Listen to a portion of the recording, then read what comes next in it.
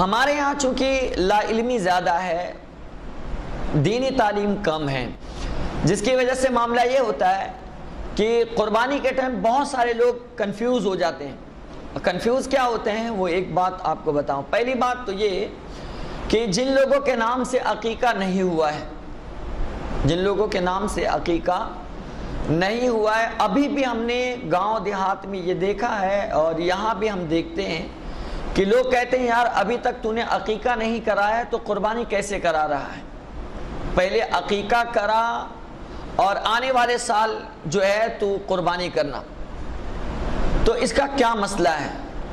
تو میں آپ کو بتا دیتا ہوں کہ عقیقہ جو ہے یہ سنت ہے، بچے کی پیدائش کی خوشی میں عقیقہ کرنا تاکہ اس پر آنے والی مصیبتیں بلائیں اللہ کی جانب سے ٹل جائے، اسی لیے وہ عقیقہ کیا جاتا ہے۔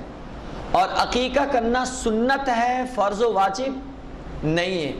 غریب سے غریب آدمی بھی عقیقہ کر سکتا ہے، امیر سے آدمی، امیر سے امیر بھی کر سکتا ہے۔ عقیقہ کے لیے اللہ نے اگر استطاعت دی ہے، طاقت ہے، تو لڑکا ہے تو اس کے لیے 2 بکرا لایا جائے اور لڑکی ہے تو 1 بکری لائی جائے۔ لیکن اگر کوئی غریب ہے جس کے پاس استطاعت نہیں ہے، 2 بکرا نہیں کر سکتا ہے، 1 بکرے کی طاقت ہے تو 1 بکرا بھی لائے تو بھی عقیقہ ہو جائے گا۔ اگر کوئی اس سے بھی زیادہ غریب ہے کہ بکرا بھی نہیں خرید سکتا ہے بلکہ بکری لا سکتا ہے، تو 1 بکری بھی لا لیا تو بھی اس کے لیے عقیقہ ہو جائے گا، کوئی مسئلہ نہیں ہے۔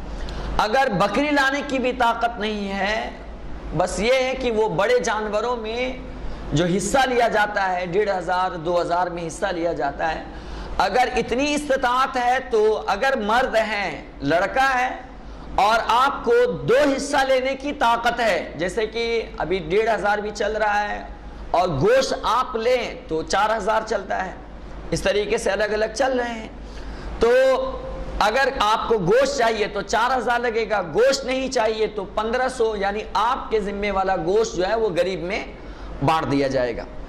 تو اگر استطاعت ہے تو 2 حصہ آپ لے لیں، اگر 2 حصے کی بھی استطاعت نہیں ہے تو آپ 1 حصہ ہی لے کر کے عقیقہ کرا لے، عقیقہ ہو جائے گا، اس میں کوئی دشواری نہیں ہے۔ اور اگر یہ بھی استطاعت نہیں ہے تو اللہ تعالیٰ معاف فرما دیتا ہے۔ جب زندگی میں آپ کو موقع ملے تب آپ کریں۔ ویسے حکم شریعت میں یہ ہے، ابو داؤد شریف کی حدیث پاک میں عقیقہ 7ویں دن ہے، 7ویں دن نہ ہو تو 14ویں دن ہے، 14ویں دن نہ ہو تو 21ویں دن ہے، پھر بھی نہ ہو تو زندگی میں جب آپ کو موقع میسر آئے آپ عقیقہ کر لے، آپ کے لیے چل جائے گا، کیونکہ وہ اصل میں زندگی سے بلاؤں کو، مصیبتوں کو دور کرنے کے لیے کیا جاتا ہے، یہ آپ پر فرض و واجب نہیں ہے۔ اب اگر اب تک کہ آپ نے عقیقہ نہیں کیا اور آپ جو ہے اس وقت مالک نصاب ہو گئے، اللہ نے آپ کو مال دے دیا، تو بہت سارے لوگوں کا کہنا یہ ہوتا ہے کہ یار پہلے تو عقیقہ کر، اب تک تو نے عقیقہ نہیں کیا یا تیرے ماں باپ نے عقیقہ نہیں کرایا ہے اور تو اب قربانی کر رہا ہے۔ ایسا مت کر، پہلے عقیقہ کروا لے اور آئندہ سال سے تو قربانی کرے گا ہی، تو آئندہ سال سے قربانی کرنا۔ تو کیا یہ صحیح ہے؟ یہ بالکل غلط طریقہ ہے۔ اگر آپ مالک نصاب ہو گئے تو شریعت کی روح سے آپ پر قربانی کرنا واجب ہے، اور آپ مالدار ہو یا نہ ہو عقیقہ کرنا ہر حال میں آپ کے لیے سنت ہے، آپ پر کوئی زور زبردستی عقیقے میں نہیں ہے۔ لیکن شریعت میں آپ مالدار ہو گئے تو آپ کو قربانی کرنا ہر حال میں لازم ہی ہے، نہیں آپ کراؤ گے تو آپ کا چارے کار نہیں ہوگا اور اللہ کی بارگاہ میں آپ مجرم قرار دیے جاؤ گے۔ فرق سمجھ میں آیا آپ کو؟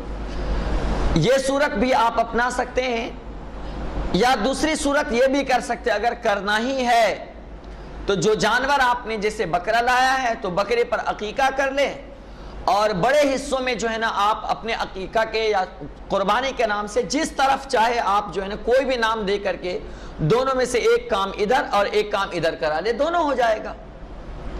لیکن ایسا غلط طریقہ ہے کہ اس سال میں عقیقہ کروں گا اور آئندہ سال سے جو ہے میں قربانی کروں گا، یہ نہیں۔